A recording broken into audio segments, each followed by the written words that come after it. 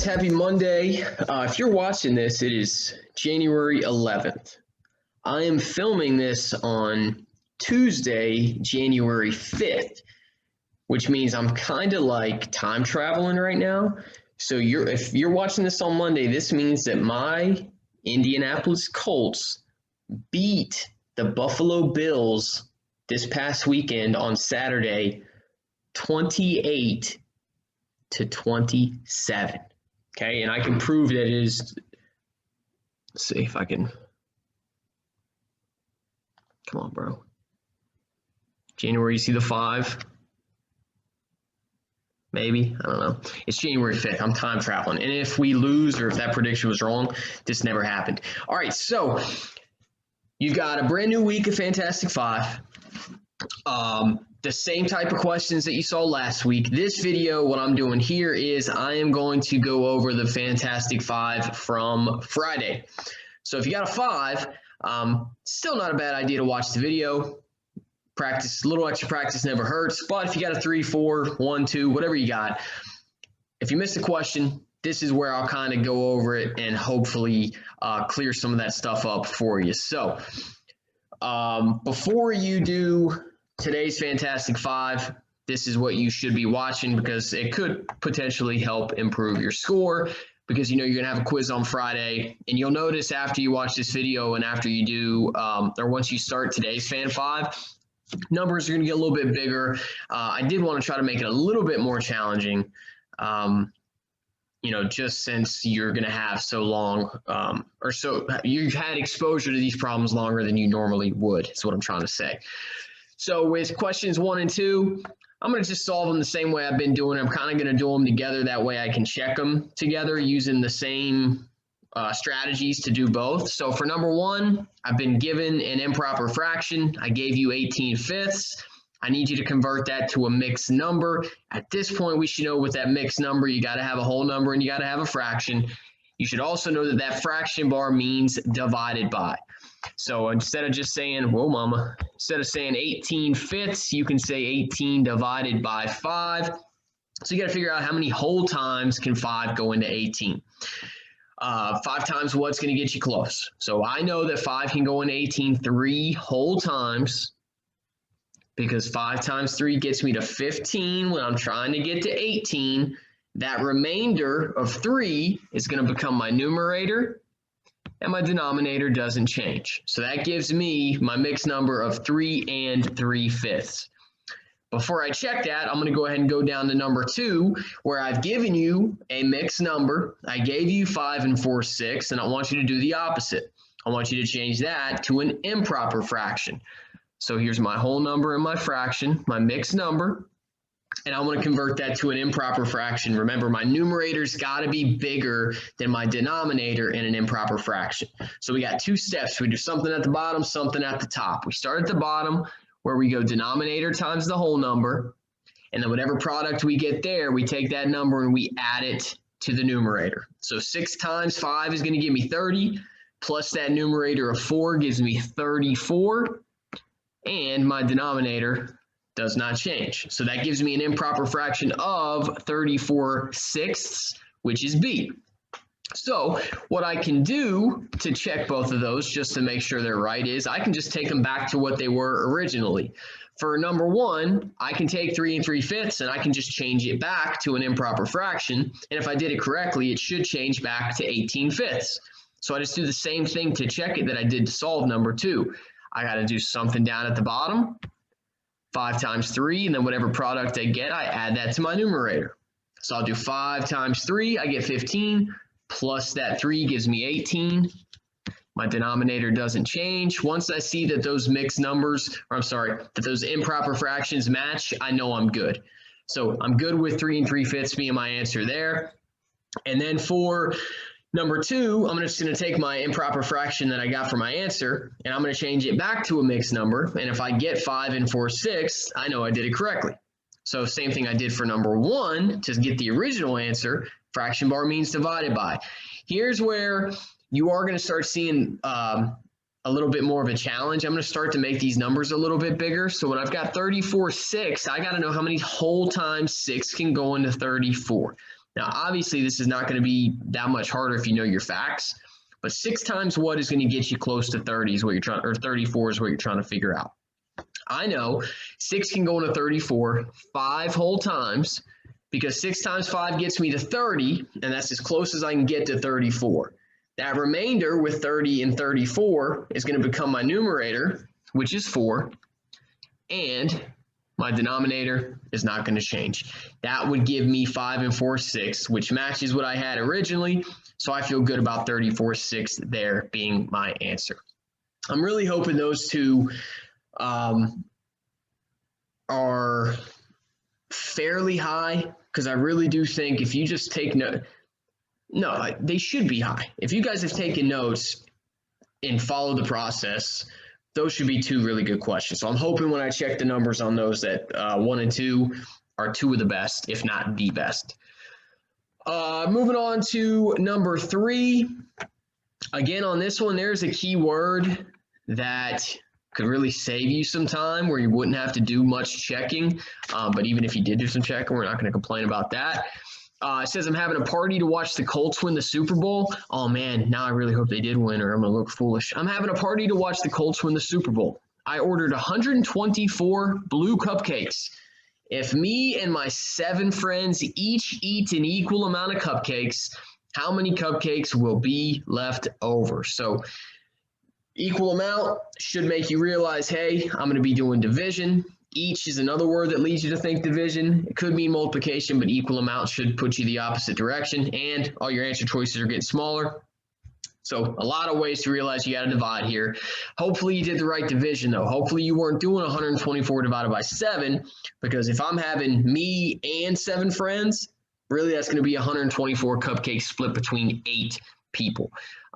So if you did the division wrong, obviously you're going to have a different answer than I might have. So make sure you're thinking about that when you're reading these questions. You don't just automatically choose the 2 numbers that it gave you. So I got to go 124 divided by 8. I know 8 cannot go into 1, but it can go into 12, and it goes in 1 time. And when I do 8 times that 1, that gives me 8.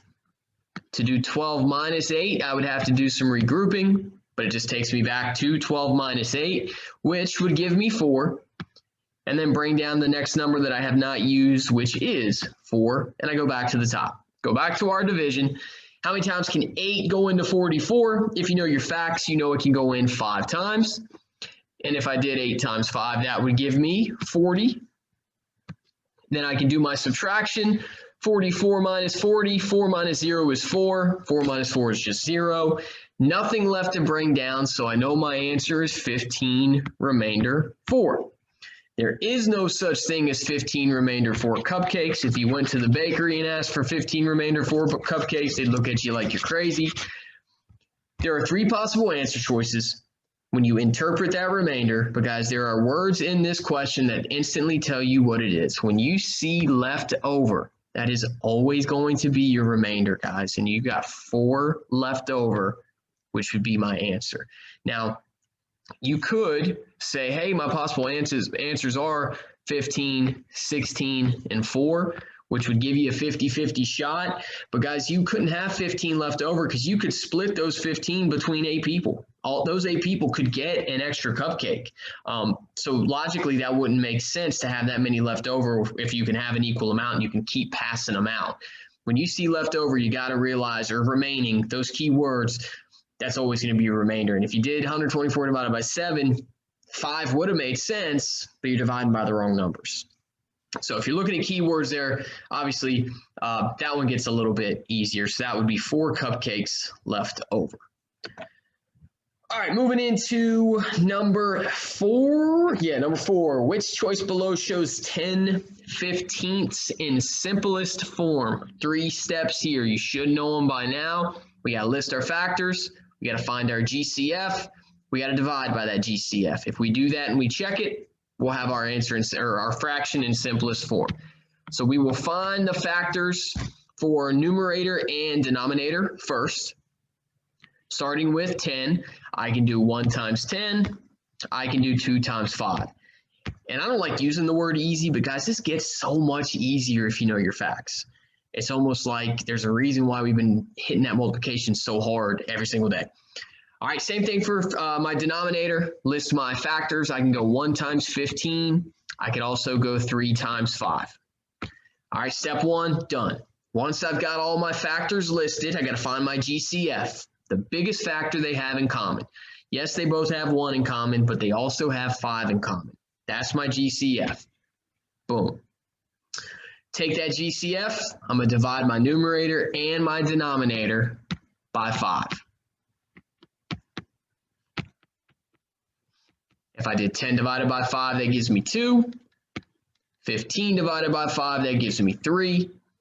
If I simplify 10/15 to a simplest form, that gives me D 2/3, which I will take an extra 30 seconds just to check and make sure I'm right. Now, honestly, you guys can probably eyeball that and know you got it right, but it doesn't hurt to show you. List all your factors. For 2, I can just go 1 times 2. I don't know why that happened.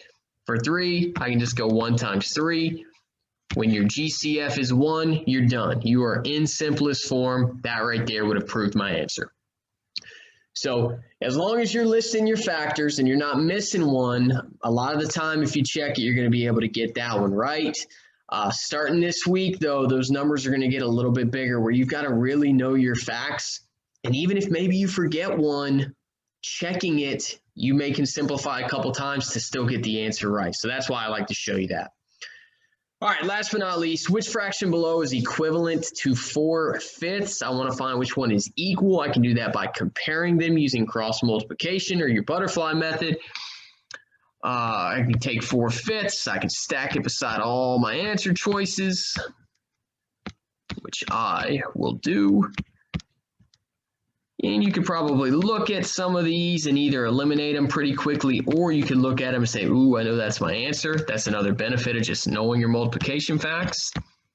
But if I start with A, 4/5 and 15/20. You might not know 20 times 4 off the top of your head, but if it ends in 0, I can go 4 times 2 and just put 8, and then put that 0 back on the end. For 15 times 5, you might not know 15 times 5. You can very easily stack it just like that because we've done that before. But if I did 15 times 5, that's going to give me 75. Right there, I can eliminate that because they're not equivalent. 1/2 is the one I was talking about. You could eliminate that one because if it's going to be equivalent to 1/2, your numerator's got to be half of 5. 5 can't be split evenly, but I would check it anyways just to show you. 5 times 1 bottoms up gives me 5. 2 times 4 gives me 8. Not equivalent there. If I look at 4/5 and 8/10, that's one where you could probably say, hey, I can eyeball that one and get it right. But 5 times 8 bottoms up gives me 40. 10 times 4 also gives me 40. Feel pretty good about that one being my answer, but I will check the last one just in case. Another one you could probably eliminate pretty quickly just because the denominators are the same. But 5 times 3 gives you 15. 5 times 4 gives you 20. So that leaves me with my one answer that is equivalent, which is 8/10. So hopefully Wednesday was probably going to be a little bit low, but hopefully Thursday and Friday's numbers were a little bit better. This week is really the only one that matters. Well, I shouldn't even say that. Friday is really the only day that matters, but you got 4 days, Monday, Tuesday, Wednesday, Thursday, to get extra practice, watch these videos, ask any questions that you might have. You can email and ask. So I'm expecting pretty good things on Friday. So a new week. I don't want to say brand new Fan 5, but 5 new days of questions. Hopefully we're going to crush them. I guess now it's time for you to get rolling. So good luck on your Fan 5, and we'll see you tomorrow.